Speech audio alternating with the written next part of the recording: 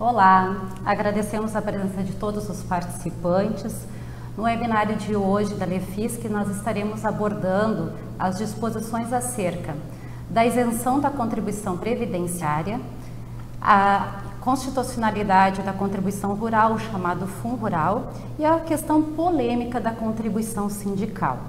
Nós estamos aqui com a consultora da área trabalhista da LEFISC, Débora Ignácio. Bom dia, Débora. Bom dia, tudo bem? Bom dia. Muito bem, Débora. Vamos começar então nossos assuntos polêmicos hoje. Sim. O inciso 1 do artigo 44 da Lei 12.101 de 2009, ela revogou o artigo 55 da Lei 8.212 de 91, que tratava acerca da isenção das contribuições para a Seguridade Social para as entidades beneficentes de assistência social. Devido a isso, nós podemos dizer que a Lei 8.212 ela foi revogada em suas disposições incorporadas à Lei 12.101 de 2009? Exatamente. Ela trouxe, então, na Lei 12.101 de 2009, as situações para que as empresas, as entidades, as empresas isentas, elas possam obter uma certificação que elas tenham as isenções quanto às contribuições previdenciárias, que pela Previdência ela é chamada como EBAS, é uma entidade beneficente de assistência social.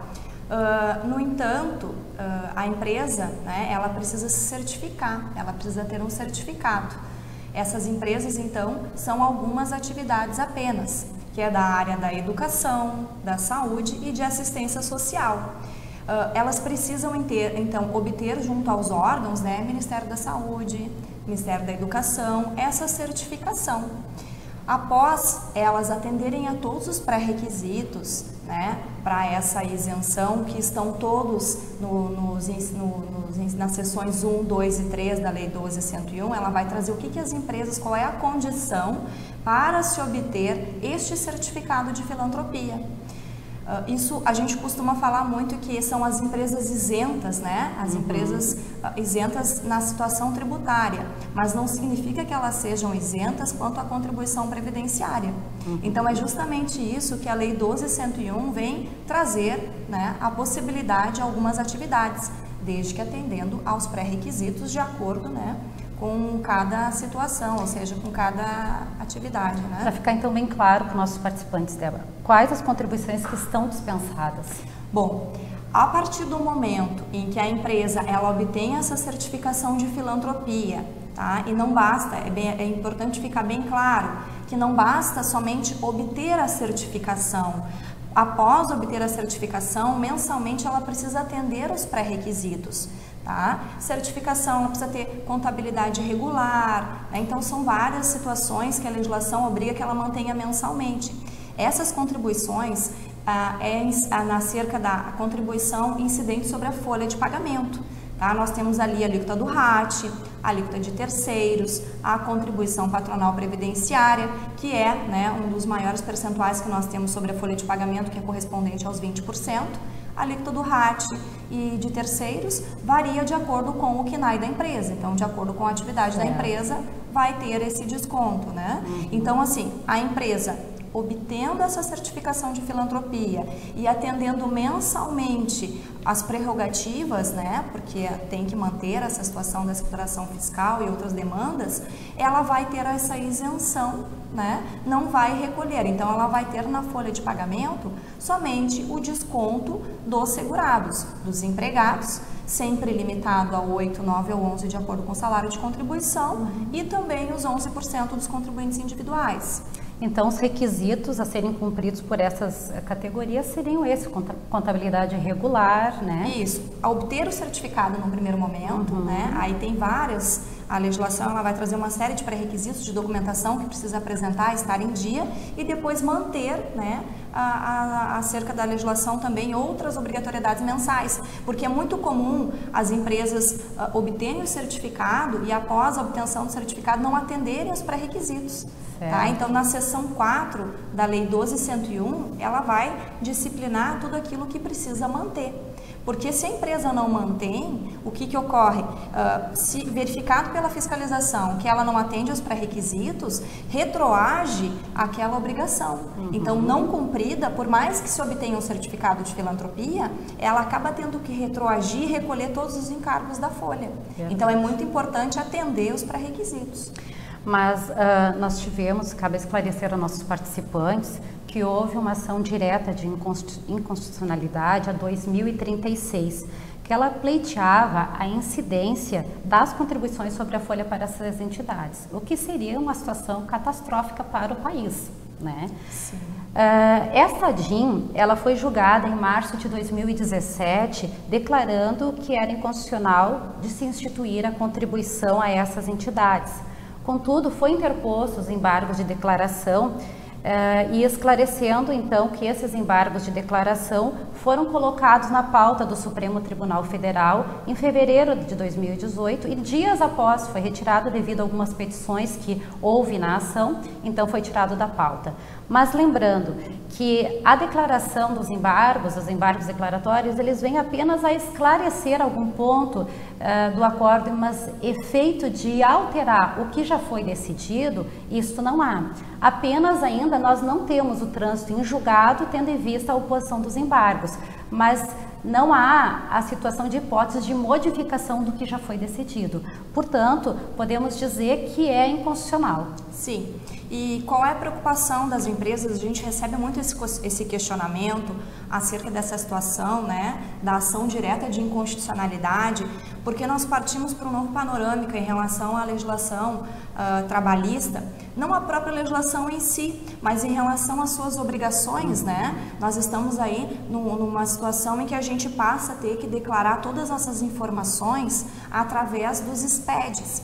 E essas informações, elas vão lá para o Ambiente Nacional do E-Social, que é onde faz parte a Receita Federal, né? Então, tudo aquilo que eu declaro hoje da minha empresa, eu declaro tudo para a Receita. Então, por que a preocupação dos clientes? Ah, mas isso pode ter algum efeito retroativo? Eu posso sim estar me isentando dessas contribuições da folha? Sim. Tá? E essas informações, elas vão hoje dentro de um banco de dados da folha de pagamento e que é gerado um arquivo e enviado para o Ambiente Nacional do E-Social. E, inclusive, é muito importante, às vezes, o que acontece lá no departamento pessoal, geralmente gerado só a folha de pagamento, a empresa sabe que ela é isenta, só que não é dado informação nenhuma à fiscalização. E a partir dessa nova informação do E-Social, tem que declarar qual é a entidade, né, a Ministério da Educação, o Ministério da Saúde, que certificou aquela empresa. Então, a gente está declarando quem é a certificadora, qual é o prazo dessa certificação. Então, muda quem está por trás de declarar, né, de realizar essas obrigações acessórias, tem que ter todo esse cuidado em relação a esse certificado e atender essa situação, uma vez que aquilo vai no próprio arquivo que é enviado no primeiro momento já para o Ambiente Nacional do E-Social. Então, é a primeira declaração que se faz da empresa, porque ali tem toda a parte tributária. Inclusive, se não informa isso, ele não aceita que não se recolha os encargos, então ele vai dar uma inconsistência. Então é bem importante chamar atenção para isso, que se tenha a certificação, é necessário que se preencha isso já na folha, já no cadastro da empresa, no banco de dados, para no momento de gerar esse arquivo, nós chamamos hoje o E-Social, tudo tratamos por eventos, né? Nós temos um evento S1000, que é o primeiro evento que vai para as empresas, que vai todas as informações cadastrais, e essa é de suma importância. Então, para deixar tranquilo aos participantes, né, aos clientes que têm esse certificado de filantropia, que sim, que tendo essa ação direta de inconstitucionalidade, mas que não vai deixar de ter as isenções. Então, quanto a isso é tranquilo, vai poder continuar utilizando as isenções, né, não recolhendo, desde que informe, que declare corretamente a partir de agora. Então, um novo panorama da área trabalhista para a fiscalização. Cumprindo a questão legal, né? Exatamente. Pois bem, Débora, vamos falar um pouquinho do Fundo Rural. Sim. Ele foi considerado constitucional pelo Supremo Tribunal Federal. O Supremo julgou a sua constitucionalidade, a contribuição rural da pessoa física, o chamado Fundo Rural. Como fica, então, as liminares dos produtores rurais e as empresas que são subrogadas da responsabilidade deverão reter e recolher mesmo diante da apresentação das liminares? Sim. A nossa orientação é que sim, porque a partir do momento que existe a constitucionalidade em relação ao fundo rural, essa liminar perde a validade, tá? Então, como foi colocado, né, a empresa em si, ela fica na condição de subrogada. O que isso quer dizer? Quando o produtor rural, pessoa física, ele vende a sua comercialização para uma pessoa jurídica, a pessoa jurídica ela é obrigada a reter e recolher. Supondo que o produtor rural hoje apresente essa liminar para não efetuar o desconto, que é isso que traz a liminar, né? Ela trazia o efeito de que não poderia então ter o desconto da contribuição, né? Que do período seria, hoje nós estamos em 1,5% a partir de janeiro.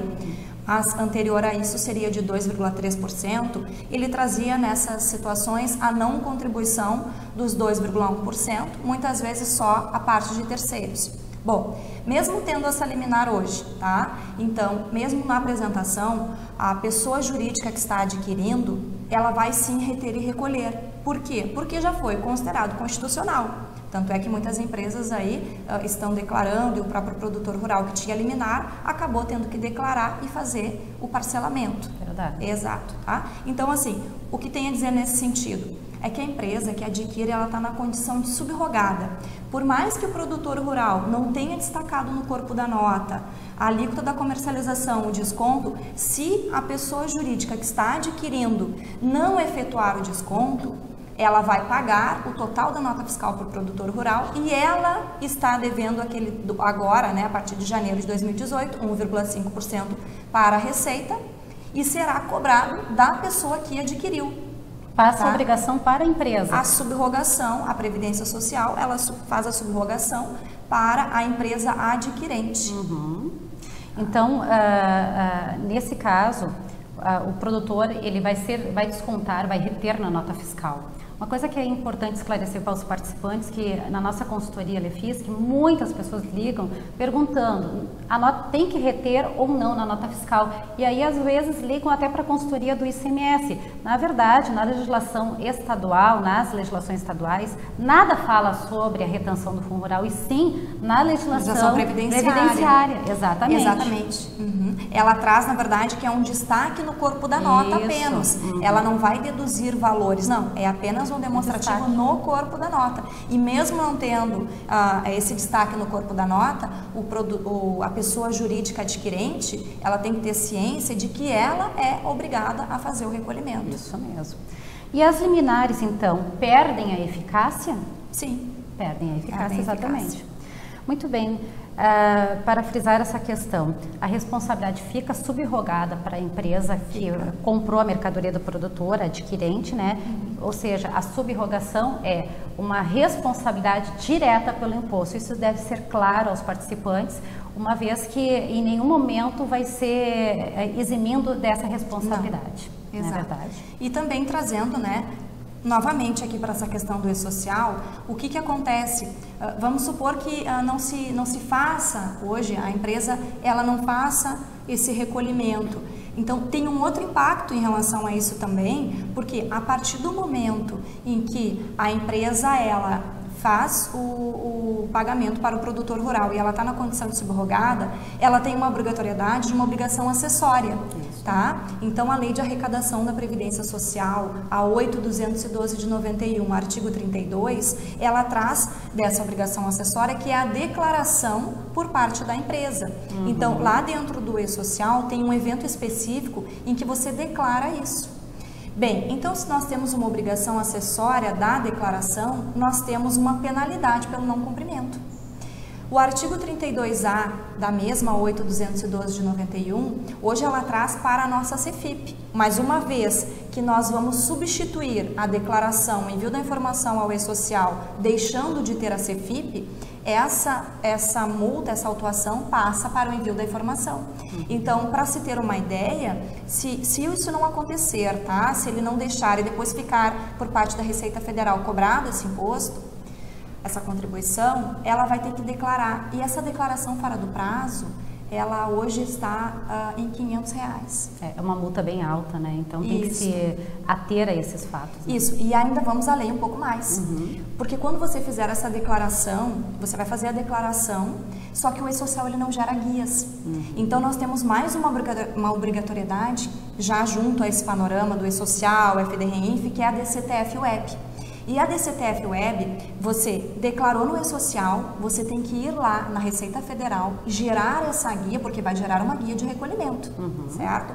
Essa guia de recolhimento, ela passa a ser gerada pela Receita Federal na DCTF Web.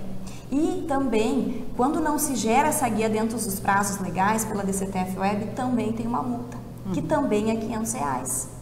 Então, nós temos aqui, né, essa obrigatoriedade, né, da questão da subrogação, que a empresa vai ter que recolher por não ter descontado do contribuinte, do rural. Então, ela paga o imposto duplamente, porque ela já pagou o valor total para o rural e ainda vai ter que recolher. E ainda tem mais essas duas obrigações acessórias. Então, assim, nós temos que estar atentos para todas essas situações da legislação, porque não dá para errar nessa situação, né, de declaração mais. Claro, com certeza. Tá? Então, é um novo panorama, acho importante trazer isso, né, os impactos dessa situação. Débora, acredito que nós podemos começar a falar de uma situação muito polêmica que nós estamos tendo e estamos hoje no dia 29 de março e a questão da contribuição sindical. É uma questão que a nossa consultoria LEFISC tem recebido inúmeras ligações acerca disso, uma vez que a gente tem aí um panorama das entidades sindicais que estão ingressando judicialmente, tentando, via a Assembleia, impor o desconto da sindical. Então, nós vamos tratar um pouquinho sobre isso. Afinal, a contribuição sindical dos empregados, ela foi extinta pela reforma trabalhista ou não? De forma alguma, tá? Ela apenas passou a ser facultativa. Passou agora, então, de uma condição de obrigatório, de uma imposição em que a empresa era obrigada a descontar a contribuição sindical no mês de março, né? E nos meses subsequentes, quando houvesse as admissões, para que o empregado, então, ele tenha a opção de desconto. Então, ele autoriza ou não o desconto. Passou a ser facultativo, apenas isso. Mas, para que nossos participantes entendam a situação, nós sabemos que as entidades de classe, os sindicatos, eles homologam, por exemplo, férias coletivas em representação aos empregados, através de assembleia. Neste mesmo raciocínio, poderia o sindicato homologar em nome dos empregados a imposição de desconto da contribuição sindical através da assembleia, obrigando as empresas a recolherem, descontar e recolher essa contribuição sindical? Aí nós temos um impasse, porque com a reforma trabalhista, nós temos, né, a inserção do artigo 611-A e do 611-B. No 611-A, ele vai trazer que o convencionado sobrepõe ao legislado. Então, tudo que estiver no 611-A em outras disposições. Mas lá no 611-B, ele vai trazer a disposição que o sindicato, ele não pode impor, né, que a empresa efetue o desconto da contribuição sindical sem a prévia e expressa autorização do empregado, né, previstas em acordo coletivo, convenção coletiva ou dissídio.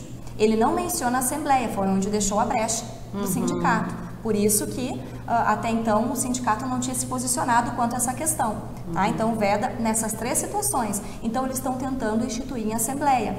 Mas nós temos ainda por parte da legislação trabalhista a situação para a empresa, que aí a empresa fica no meio das duas situações, aonde a CLT não permite em que eu faça o referido desconto sem que o empregado me autorize. Ao passo que o sindicato está tentando instituir em assembleia. Mas lembrando que a assembleia nem sempre todos participam, né? Então a assembleia está sendo representada por alguns. Então essa situação da assembleia, entendemos que aí vamos deixar agora para o judiciário decidir, até porque os sindicatos já estão aí entrando com ação direta, né, de inconstitucionalidade. Existem, sobre essa questão, existem muitas ações judiciais por parte das entidades sindicais requerendo essa inconstitucionalidade da parte da reforma que faculta o desconto. Como isso está sendo visto pela consultoria LEFISC? Olha, nosso posicionamento hoje é que se o empregado não autorizar expressamente o desconto, não o faça.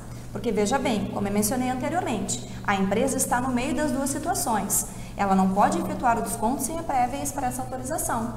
O sindicato está instituindo em assembleia, mas é uma situação que podemos discutir, né? Vamos verificar, tanto é que estão entrando com as ações. A nossa orientação é que não façam referido desconto se não houver autorização. Certo. Nesse ponto, nós sabemos que a CLT, ela é um decreto-lei, o 5.452 de 1943, e com a Constituição Federal de 1988, todos os decretos-leis fazem a leitura como lei complementar. O que se discute, que a gente tem visto que as entidades sindicais têm discutido sobre isso, é que uma lei ordinária, que é a 13.467, que trata sobre reforma trabalhista, ela não teria força para alterar um decreto-lei, leia-se lei complementar. Contudo, o que a gente pode observar sobre esse ponto é que a lei da reforma, ela não alterou a CLT no sentido de destituir ou não a contribuição, como tu explicou já. E sim, ela está dizendo que tem uma faculdade do empregado em optar por esse desconto ou não. Então, o ponto é este. E as decisões de primeira instância, como nós somos sabedoras, têm sido, em sede de liminar, favorável aos sindicatos que, por assembleia, determinem o desconto.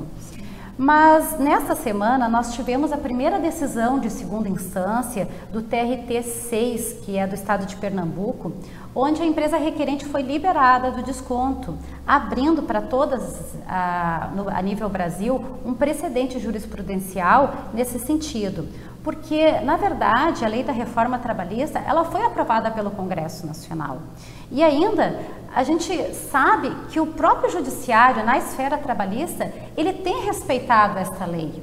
Então, não se vê nenhuma inconstitucionalidade em relação à criação de apenas opção ou não, porque não se mexeu que a contribuição foi extinta ou não foi extinta. Essa não existe ainda. Então, o que se determinou é quase que uma obrigação acessória.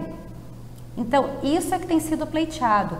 Em primeira instância, nós estamos vendo que realmente os sindicatos têm recebido a liminar positiva, mas o TRT 6 trouxe uma situação que era a nossa posição de consultoria até então e continua sendo a nossa posição de consultoria nesse sentido. Sim.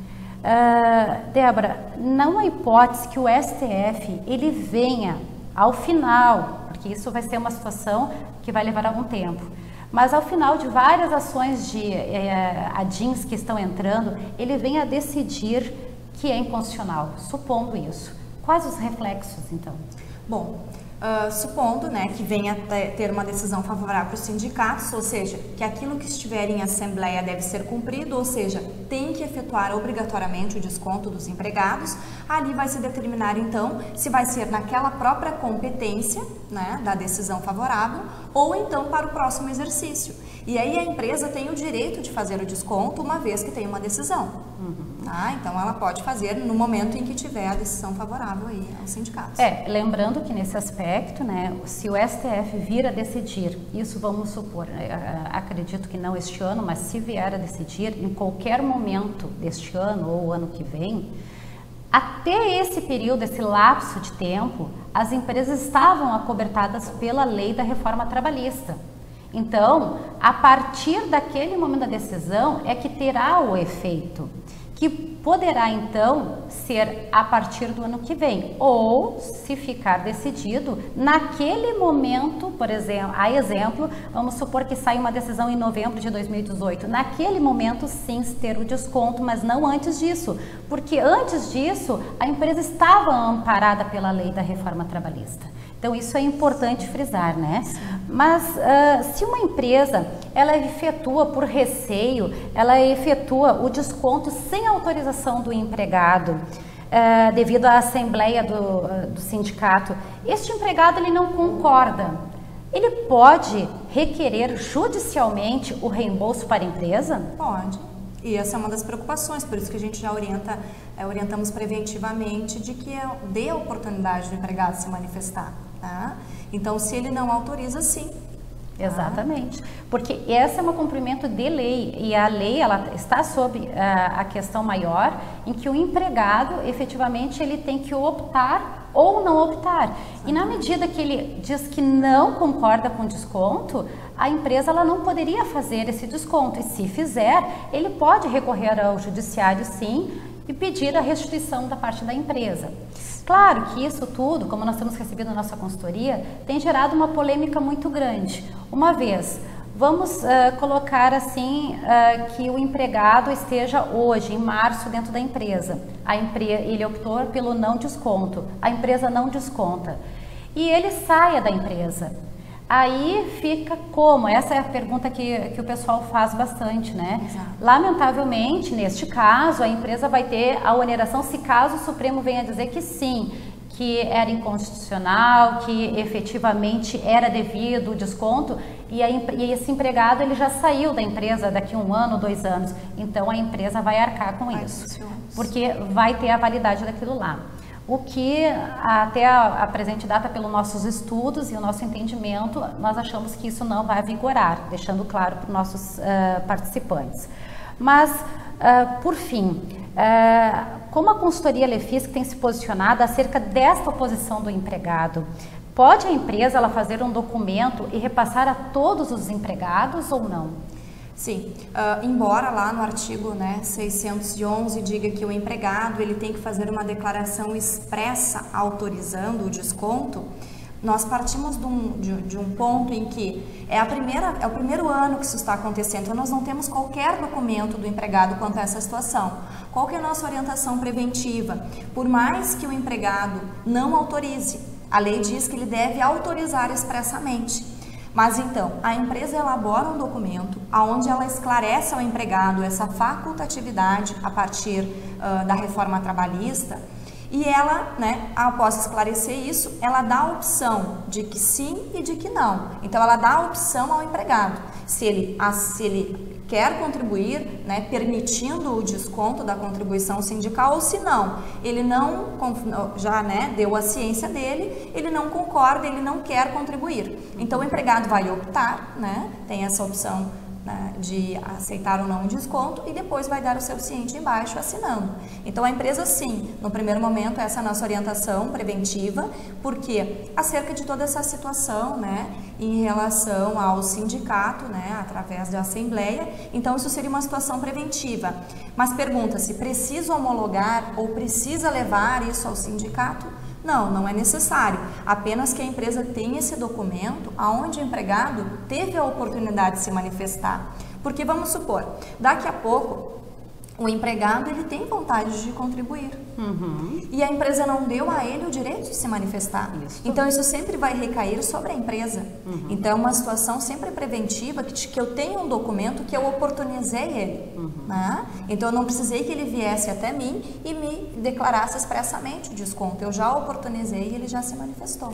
Até porque nós estamos tratando com muitas empresas e que tem empresas que têm, por exemplo, 5.000 empregados e pessoas que não detêm esse conhecimento da legislação efetiva, então eles nem vão saber que precisam fazer essa carta de oposição. Então, por isso que partiria por nossa orientação é que a empresa elabore, mas dentro desse documento onde que ele coloque uma situação muito simples, que ele coloque até parêntese, opto pelo desconto, segundo parêntese, não opto pelo desconto, vai ficar muito claro e o empregado faz a sua ciência assinando. Como tu mesmo referiste, é muito importante isso, que se o empregado ele tem que muito está se falando de não haver o desconto, de não se pagar mais, muito se falou, mas o empregado tem o direito de querer contribuir para o seu sindicato. Então, neste caso, nós poderíamos ter dentro de uma empresa, ora desconto de alguns empregados, ora desconto daqueles que não quiseram. A folha vai ter em março alguns com desconto e outros sem desconto, ou todos sem desconto, ou alguns. Então, isso vai ter que olhar declaração a declaração, porque logicamente que a empresa não pode exercer essa opção pelo empregado. Muito bem, nós esperamos ter esclarecido todas as disposições propostas nesse webinário. Agradecemos a todos os participantes e convidamos vocês a participar dos nossos próximos webinários. Vocês podem acompanhar a nossa programação no nosso portal, bem como da nossa consultoria. Para mais informações, vocês podem acessar o portal Lefisc. Muito obrigada a todos, obrigada, Débora. Obrigada.